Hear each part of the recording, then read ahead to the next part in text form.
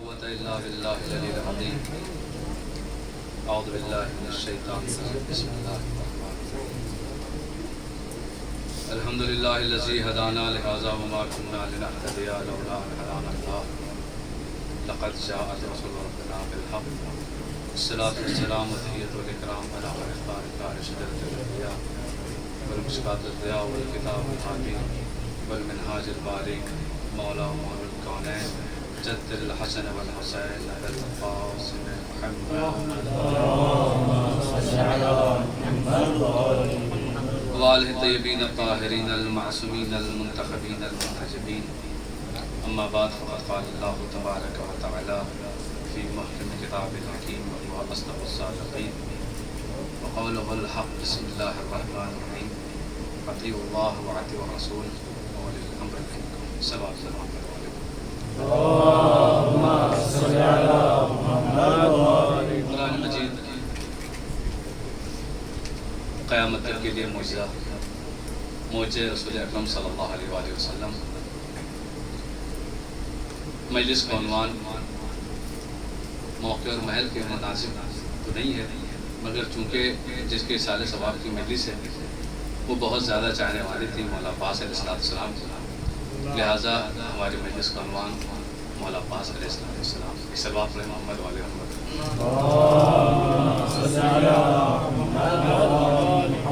زیادہ وقت نہ لیتے ہوئے بہت مختصر طور پر بیان کریں گے. آپ کو معلوم ہے کہ موسم کے ساتھ نہیں دے رہا، مگر پھر بھی ذکر مولا عباس علیہ السلام ہے. قرآن مجید پروردگار عالم نے رسول اکرم پر نازل کیا، اور یاد رکھیں قرآن مجید میں بہت ساری آیتیں ہیں کہ جس میں حکم دیا گیا ہے کہ رسول کی اتباع کریں. ان آیتوں میں سے ایک آیت ہے کہ جس میں پروردگار عالم نے کہا اور مومنوں کو مخاطب کر کے کہا کہ آپ میرے رسول کی اتباع کریں. اطیعوا اللہ، اللہ کی اطاعت کریں، رسول کی اطاعت کریں، اور اولی الامر منکم، تم میں جو اولی الامر ہیں ان کی اطاعت کریں.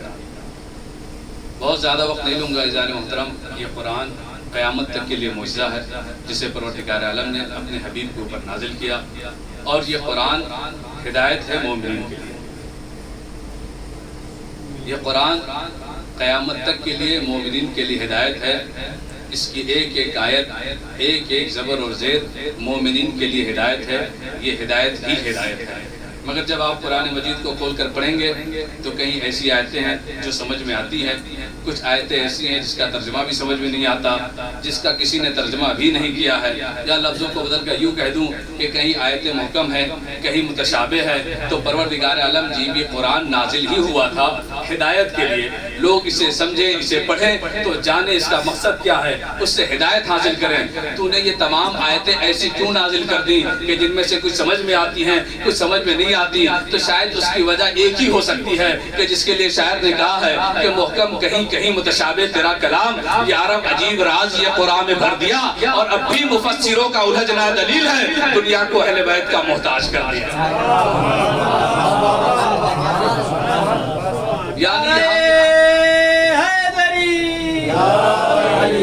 یعنی پروردگار عالم نے قرآن مجید میں کچھ ایسی آیتیں نازل کر دیں کہ جس سے پتہ چل جائے گا کہ اگر تمہیں سمجھ میں نہیں آتا تو کوئی ہوگا جو تمہیں بتائے.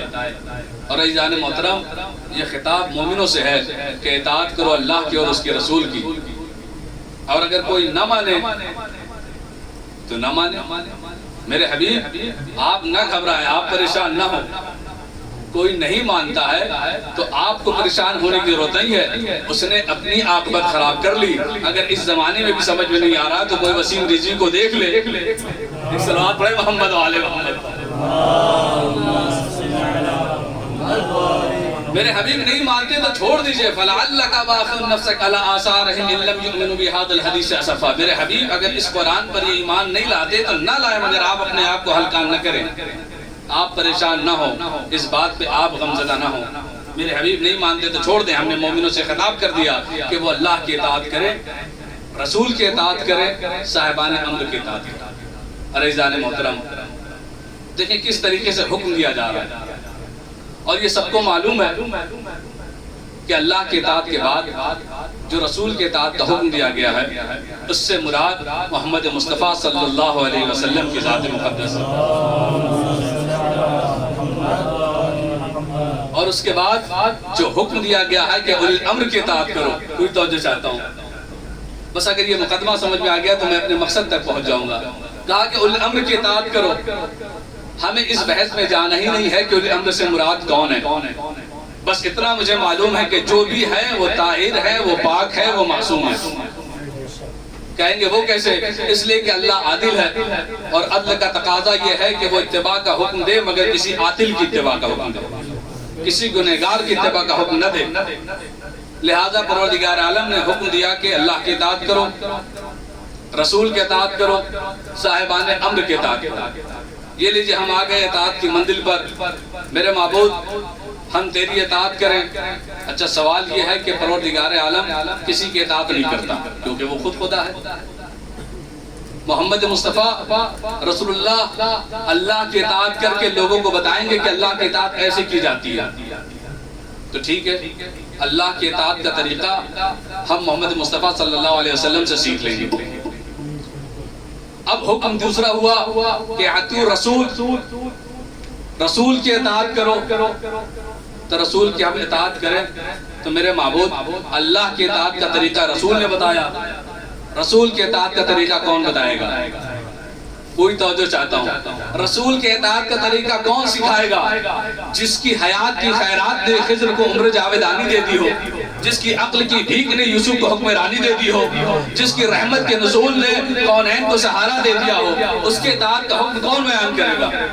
لہذا کو ایسا ہونا چاہیے کہ جو رسول کے ہم پلہ ہو، رسول کے ہم برابر ہو، مگر منصب میں کوئی رسول کے برابر نہیں. تو اب اور ایک حکم دیا گیا کہ اولی الامر کی اطاعت کریں. کوئی توجہ چاہتا ہوں.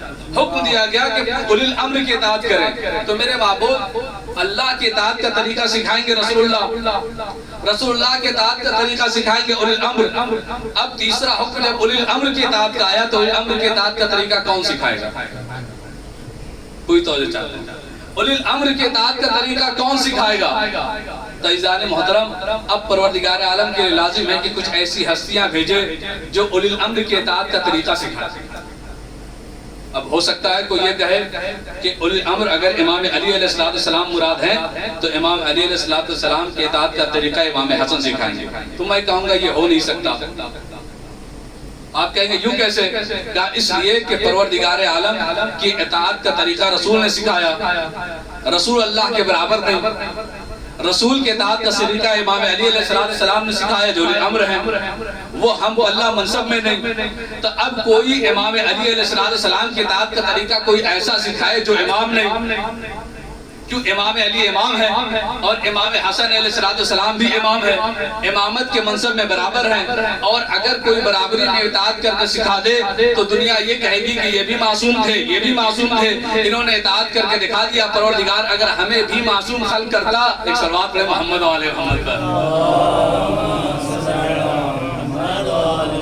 دیکھیں نام کے معصوم کی بات نہیں ہو رہی ہے، اگر صلوات پڑھیں محمد و آل محمد پر.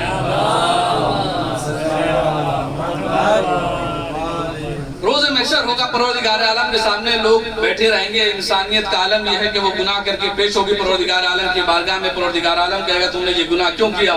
ہم نے بھیجا تھا رسول کو، ہم نے بھیجا تھا اولی الامر کو، ان کے اطاعت کیوں نہ کی؟ تم نے دیکھا نہیں. تو اب پروردگار عالم پر لازم ہے کہ کچھ ایسی ہستیاں پیدا کرے کہ جن کو دیکھ کر ہم یہ کہہ سکیں ہاں ان کی اطاعت کی جا سکتی تھی اور اس طریقے سے کی جاتی. مگر انسان چونکہ جب بھی معصوم کو دیکھتا ہے تو یہ کہتا ہے کہ چونکہ یہ معصوم ہے، ان سے کوئی غلطی نہیں ہوتی، لہذا پروردگار عالم اگر ہمیں بھی معصوم خلق کرتا تو ہم بھی امام علی کی اطاعت کر کے دکھاتے، ہم بھی رسول اللہ کی اطاعت کر کے دکھاتے، ہم بھی اللہ کی اطاعت کر کے دکھاتے. پروردگار ہمیں تو تو نے گنہگار پیدا کیا، ہم سے گناہ ہوئے، ہم نے معصوم ہے نہیں، اس کائنات میں ہم معصوم پیدا نہیں ہوئے. پروردگار جب ہم معصوم پیدا نہیں ہوئے تو ان کی اطاعت کیسے کر کے دکھائیں؟ تو پروردگار عالم پر لازم ہے کہ کچھ ایسی ہستیاں پیدا کرے جو معصوم کی اطاعت کر کے دکھائے.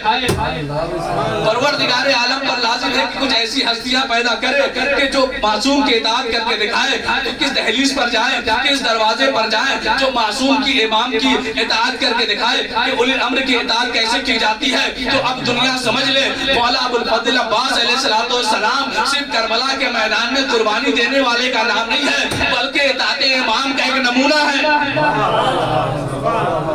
یہ اطاعت امام کا ایک نمونہ ہے جو لوگوں کو بتاتے ہیں کہ دیکھو اطاعت امام کیسی کی جاتی ہے۔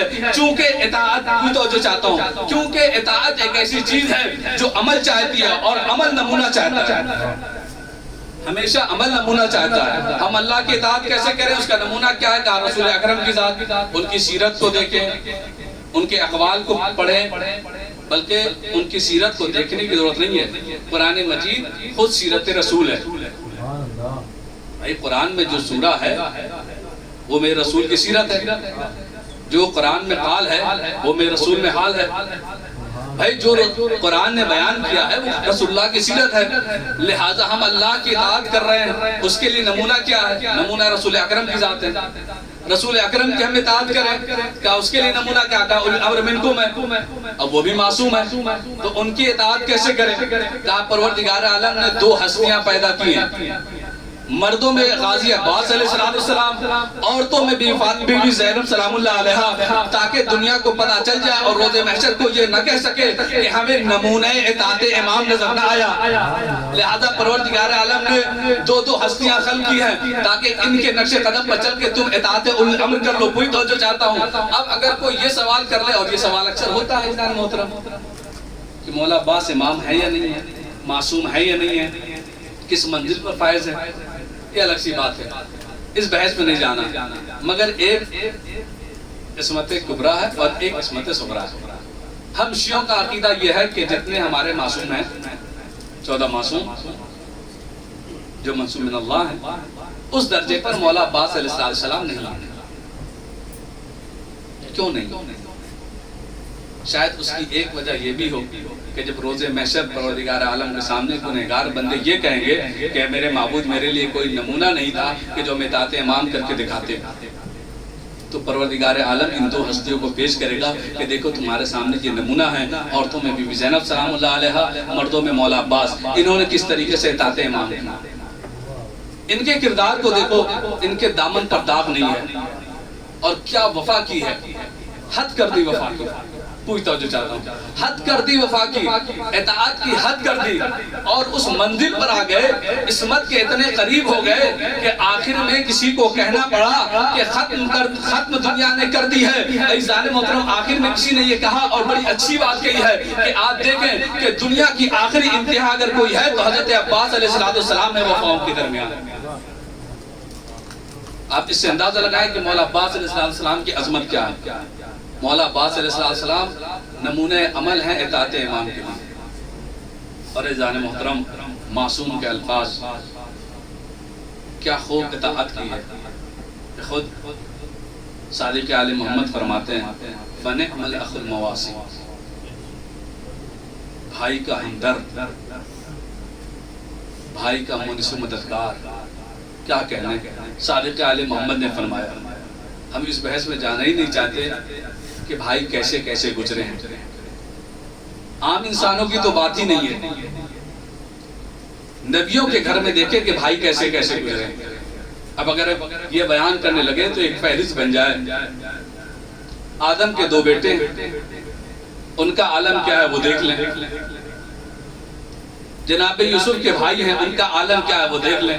جناب یوسف تو پریشان ہو گئے اپنے بھائیوں سے، اور عالم یہ ہے کہ جناب یوسف جب اتنا پریشان ہو گئے مگر پھر بھی جناب یوسف نبی اللہ کے نبی ہیں، انہوں نے اپنے بھائیوں کو معاف کر دیا، ان کی رحمت ہے، ان کا کرم ہے، انہوں نے اپنے بھائیوں کو معاف کر دیا، لیکن بے وفائی تو یاد رہی نا، کوئی توجہ چاہتا ہوں، بے وفائی تو یاد رہی نا۔ جناب یوسف علیہ السلام نے عجب نہیں کہ مصر کے تخت پر بیٹھ کر نبوت کی نگاہ سے اپنی آنکھوں کو بلند کر کے جب سرزمین کربلا مولا پر مولا عباس علیہ السلام کی وفاداری دیکھی ہوگی تو پروردگار عالم کی بارگاہ میں عرض کیا ہوگا، رب سے بولے یہ حضرت یوسف یہ کرم مجھ پہ بھی کیا ہوتا، اتنے بھائی دیے نہ ہوتے، مجھے ایک عباس دے دیا ہوتا۔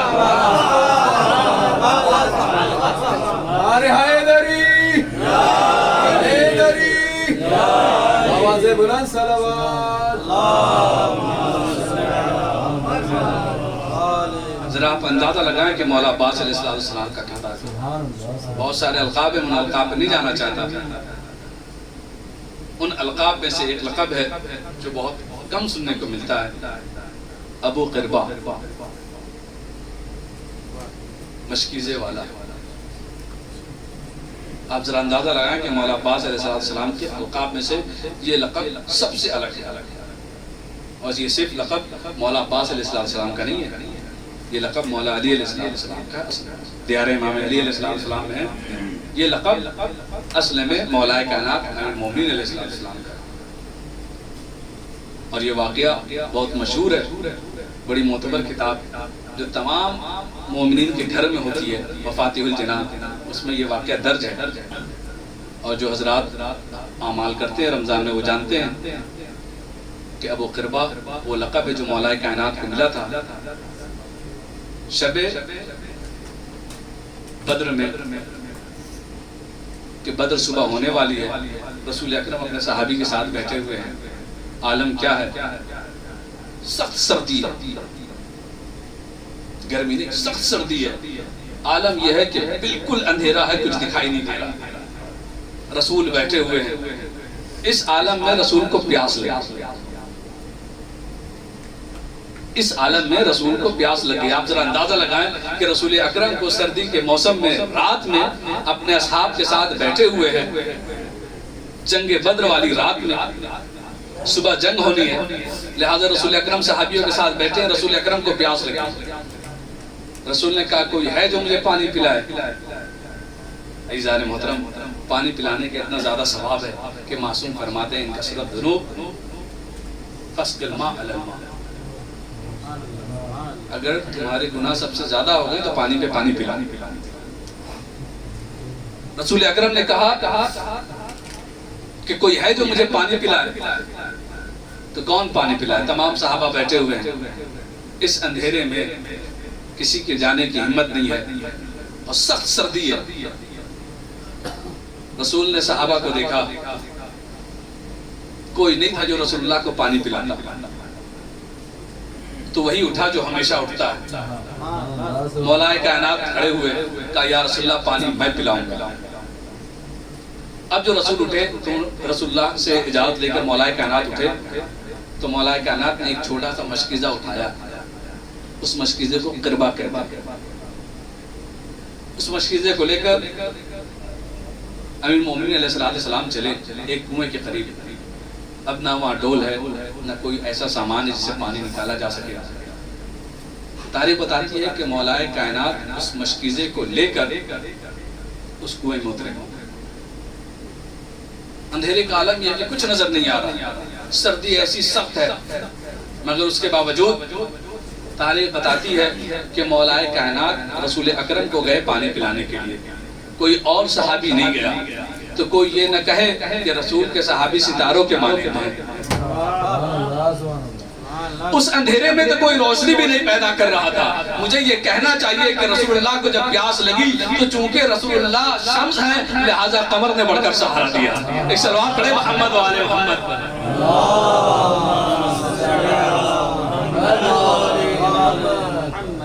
اب مولا کائنات اترے، پانی کو بھرا، مشکیزے میں پانی بھرے اور اس کے بعد جب نکلے ہیں تو روایتیں بتاتی ہیں کہ جیسے ہی نکلے تو اتنی سخت ہوا چلی کہ مولا کائنات ٹھہر گئے، آگے نہیں بڑھ سکتے تھے، رکے. اس کے بعد جب ہوا تھمی تو پھر مولا کائنات مشکیزے کو لے کر آگے بڑھے. جب مولا کائنات جب خود اس مشکیزے کو لے کر آگے بڑھے پھر ایک ہوا کا جھونکا آیا اور سخت، پھر مولا کائنات رک گئے. پھر تھوڑی دیر بعد جب ہوا ہلکی ہوئی تو پھر مولا کائنات مشکیزے کو لے کر آگے بڑھے. جب تیسری مرتبہ پھر ہوا کا تیز جھونکا آیا، جب یہ معاملے 3 مرتبہ آئے تو اس کے بعد مولا کائنات نے اس مشکیزے کو لے کر رسول اللہ کی خدمت میں پیش ہوئے. رسول اللہ نے فرمایا یا علی اتنی تاخیر کیوں ہو گئی؟ جیسے ہی کہا کہ اتنی تاخیر کیوں ہو گئی تو تاریخ بتاتی ہے کہ ایک مرتبہ مولا نے فرمایا کہ یا رسول اللہ میں مشکیزے میں پانی بھر کے جب واپس آ رہا تھا تو 3 مرتبہ ہوا اتنی سخت چلی کہ مجھے ٹھہرنا پڑا، جس کی بنا پر تاخیر ہو گئی۔ رسول اکرم کے یہ جملے ہیں، اتدری ما ذا ذلک یا علی، تم جانتے ہو وہ کیا تھا یا علی جو تیز ہوا چل رہی تھی؟ کہا یا رسول اللہ آپ بہتر جانتے ہیں۔ مولا نے یہ نہیں کہا کہ میں نہیں جانتا، کہا یا رسول اللہ آپ بہتر جانتے ہیں۔ اب رسول اللہ نے بیان کرنا شروع کر دیا، جو پہلا سخت ہوا اور تیز ہوا چلی تھی، شدید ہوا چلی تھی، تو اس وقت جبرائیل 1000 فرشتوں کو لے کر نازل ہوئے تھے جو تمہیں سلام کر رہے تھے۔ اب جو دوسری مرتبہ ہوا چلی اس میں میکائیل آئے 1000 فرشتوں کے ساتھ جو تمہیں سلام کر رہے تھے۔ کہا یا رسول اللہ تیسری بار اسرافیل آئے اور آنے کے بعد 1000 فرشتوں کے ساتھ آئے اور تمہیں سلام کر رہے تھے۔ چونکہ کل جنگ ہونے والی ہے، جنگ بدر، یہ تمام لوگ تمہاری مدد کے لیے آئے ہیں، یا علی گھبرانے کی ضرورت نہیں ہے، وہ تمہاری مدد کے لیے آئے ہیں۔ اب مجھے کہنے دیجئے کہ ایک وہ ابو قربہ تھا، ایک یہ ابو قربہ ہے جو کربلا کے میدان میں ہے، اس نے رسول کو پانی پلایا، یہ امام حسین کو پانی پلاتے رہے۔ مگر تاریخ بتاتی ہے کہ امام حسین علیہ السلام کو پانی پلانے کے لیے مولا عباس تو گئے تھے، شہید ہو گئے، پھر بھی ابو قربہ کیوں کہا جاتا ہے؟ روایتیں کہتی ہیں کہ ابو قربہ اس لیے کہا جاتا ہے کہ جب تک پانی بند نہیں ہوا تھا، جو پانی لا کر پلاتا تھا امام حسین کو، وہ مولا عباس علیہ السلام کی ذات۔ آپ ذرا اندازہ لگائیں، اسی لیے اس دن کے لیے رمضان کی تاریخ میں 16 ستمبر رمضان مبارک ہے، جس میں مومنین کو حکم دیا گیا کہ اس روز صدقہ دیں،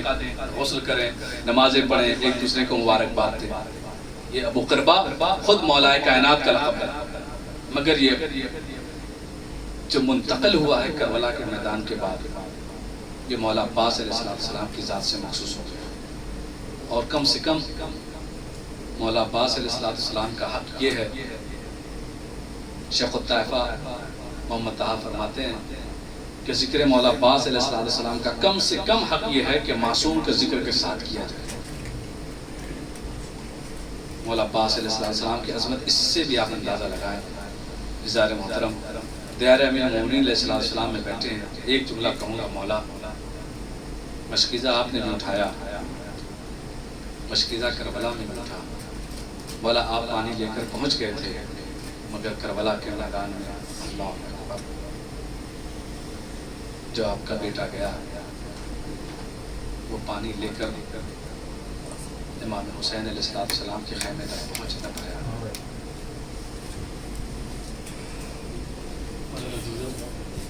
یہ جملہ ضرور کہوں، یا کاش وجہ حسین ایک شکل بحق حقیقت حسین۔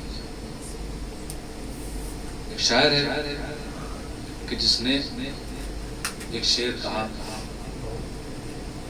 اور وہ شعر کہنے کے بعد تاریخ بتاتی ہے کہ اس نے یہ سوچا کہ شاید میں نے مولا عباس علیہ السلام کی ذات کے لیے، کہ جو کہ نمونے اطاعت امام حسین علیہ السلام ہے، اس نے یہ سوچا کہ شاید میں نے مولا عباس کے لیے بہت بڑی بات کہہ دی کہ یوم ابو الفضل استجار بہ الہدی، روز محشر شمس امامت مولا عباس علیہ السلام کی پناہ میں، شاید مولا عباس کے لیے ہم نے یہ بہت بڑی بات کہہ دی، لہذا وہ شعر کہہ کر کاٹ کر سو گیا۔ کہا کہ شاید میں نے یہ شاید فضیلت میں کچھ زیادہ ہی کہہ دیا کہ مولا عباس علیہ السلام وہ ہیں کہ جو روز عاشور مولا حسین علیہ السلام کو سہارا دیے ہوئے تھے۔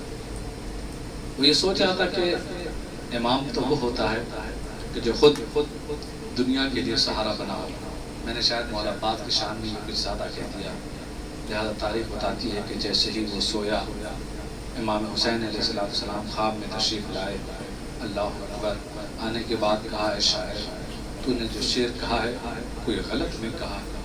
کہا کہ مولا میں نے چاہا ہے کہ شعر کو کاٹ دوں، کہا نہیں، اس میں یہ جملے بھی پڑھا لو کہ جس وقت حسین نرغ آدم میں گرا تھا، اس وقت سہارا صرف میرا بھائی عباس تھا۔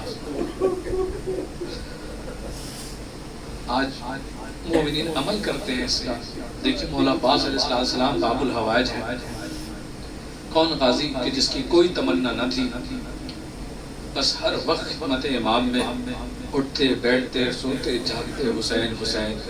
آپ تو ہر شب جمعہ جاتے ہیں، مولا عباس علیہ السلام کی زیارت کرتے ہیں، باب الحسین، امام حسین علیہ السلام تک جانے کا راستہ، امام حسین علیہ السلام کی بارگاہ میں جانے کا دروازہ باب الحوائج، آپ نے اندازہ لگایا ہوگا کہ جب بھی یہاں سے آپ مومنین جاتے ہیں زیارت کے لیے تو آپ نے دیکھا ہوگا کہ سب سے پہلے ہم طلاب علماء کرام جو بھی ہیں وہ جاتے ہیں تو سب سے پہلے مولا عباس علیہ السلام کے حرم میں جاتے ہیں، یا یوں کہا جائے کہ امام حسین علیہ السلام کے حرم میں جانے سے پہلے اذن دخول کا طریقہ یہ ہے کہ سب سے پہلے مولا عباس کے حرم میں جاتے ہیں۔ آپ ذرا اندازہ لگائیں کہ مولا عباس علیہ السلام کی ذات کیا ہے، یہ اطاعت امام کا ایک نمونہ ہے کہ کس طریقے سے اطاعت کی جاتی ہے۔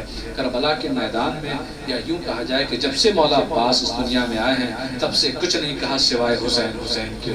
اللہ اکبر، آپ اندازہ لگائیں کہ ان کی عظمت کیا تھی، ایک عباس ہے مگر ان کی دو مائیں ہیں۔ اللہ اکبر، ام المدین بھی ماں ہے اور جناب فاطمہ زہرا کا تو کہنا ہی نہیں ہے، ان کی زبان سے جو جملے نکل گئے اسے ہمیں مان لینا ہے۔ ارے جن کے کہنے سے فرشتہ خیاط بن کر آتا ہے، آپ اندازہ لگائیں ان کی زبان سے یہ جملہ نکلا کہ عباس میرا بیٹا ہے۔ اللہ اکبر، کتنا آسرا ہے عباس پر کہ عباس کے جب تک بازو ہیں سب کو آسرا ہے۔ آپ اندازہ لگائیں کہ ایک ماں کو سب سے زیادہ اذیت کس بات کی ہوتی ہے، یہ کہ اس کے بیٹے کے اوپر کون سی مصیبت گزری، مگر ماں اگر ام البنین جیسی ہو تو بیٹا عباس جیسا ہوتا ہے۔ تاریخ بتاتی ہے کہ جب بشیر گیا اور یہ اعلان کر رہا تھا کہ مدینے والوں اور مدینہ رہنے کے قابل نہ رہا، حسین مارے گئے، ام البنین سلام اللہ علیہا انہوں نے بشیر کو قریب بلا کر کہا میرا حسین کیسا ہے، چونکہ بشیر جانتا تھا کہ یہ عباس کی ماں ہے، اگر ہم انہیں بتا دیں کہ ان کے سارے بیٹے مارے گئے شاید ماں برداشت نہ کر پائے گی۔ ایک ایک کر کے بتانا شروع کیا، فلاں مارے گئے، کہا میرا حسین کیسا ہے، کہا فلاں شہید ہو گئے، کہا میرا حسین کیسا ہے، کہا کہ چلو اب عباس کی شہادت بھی بتا دیتے ہیں۔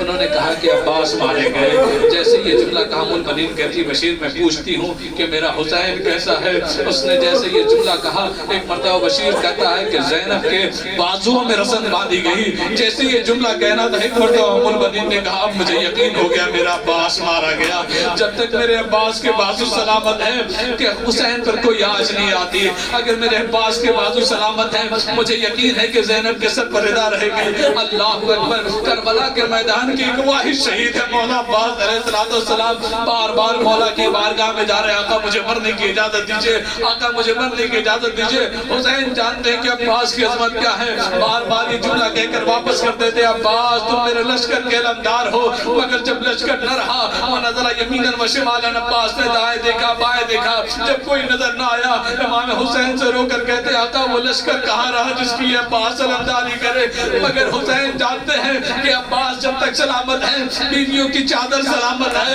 اللہ اکبر، ایک مرتبہ مولا عباس نے کہا کہ آقا مجھے مرنے کی اجازت دیجئے، کہا عباس ہو سکے تو بچوں کے لیے سبیل کا انتظام کر دو، جیسے یہ کہنا تھا ایک مشکیزہ لیا، یہ رجے ابو قربان ایک مشکیزہ لیا، اب جو چلے ہیں تلوار حمال کی۔ ایک مرتبہ امام حسین نے کہا عباس یہ تلوار لے کر کیوں جا رہے ہو، کہا لوگوں کا پہرا ہے، دشمنوں کا پہرا ہے، تلوار لے کر جانا ضروری ہے۔ ایک مرتبہ امام حسین نے کہا عباس میں تمہیں روکتا نہیں ہوں، حسین روکے بھی تو کیسے روکے، اس لیے کہ کسی مقام پر بھی شہنشاہ کربلا زہرا کے لال نے روکا ہے تو یہ کہہ کر روکا عباس یہ کربلا نہیں ہے، اب تو کربلا میں موجود ہے لیکن روکے تو کیسے روکے۔ تاریخ بتاتی ہے ایک مرتبہ امام حسین نے ایک جملہ کہا عباس تلوار لے کر جاؤ، تیر لے کر جاؤ، نیزے لے کر جاؤ، مگر یاد رکھو جتنے حملے تم کرو گے میری بہن زینب پر کوہ و شام میں اتنے حملے کیے جائے گے۔ اے عباس اب تمہاری مرضی ہے۔ عباس نے جیسے یہ سنا عجب نہیں کہ تلوار پھینک دی ہو، تیروں کو پھینک دیا ہو، نیزے کو پھینک دیا ہو، دشمنوں کے درمیان جا کر کہہ رہے ہو اے دشمنوں، اے کوفیوں شامیوں، ارے جسے بھی مارنا ہے مجھے مارو، مگر علی کی بیٹی پر کوئی حملہ نہ کرنا، جسے تیر مارنا ہے عباس حاضر ہے، جسے نیزے مارنا۔ اللہ اکبر، مولا عباس چلے قیامت کے جملے ہیں، جیسے ہی مولا عباس چلے ہیں بچوں کے آسرا ہے کہ ایک مرتبہ غازی عباس چلے ہیں مشکیزے کو بھرا ہے۔ اللہ اکبر، اے مولا کائنات، ارے آپ نے بھی مشکیزے کو بھرا تھا، یہاں کربلا کے میدان میں آپ کا بیٹا بھی ہے مشکیزے کو بھرا، مگر پانی نہ پیا، حسین کی پیاس یاد آ گئی، ننھی سی بچی سکینہ کی پیاس یاد آ گئی۔ اب جو مولا عباس چلے ہیں تاریخ بتاتی ہے کہ کسی ظالم نے ایک ایسا وار کیا کہ عباس کا ایک بازو قلم ہو گیا، ارے دوسرا وار کیا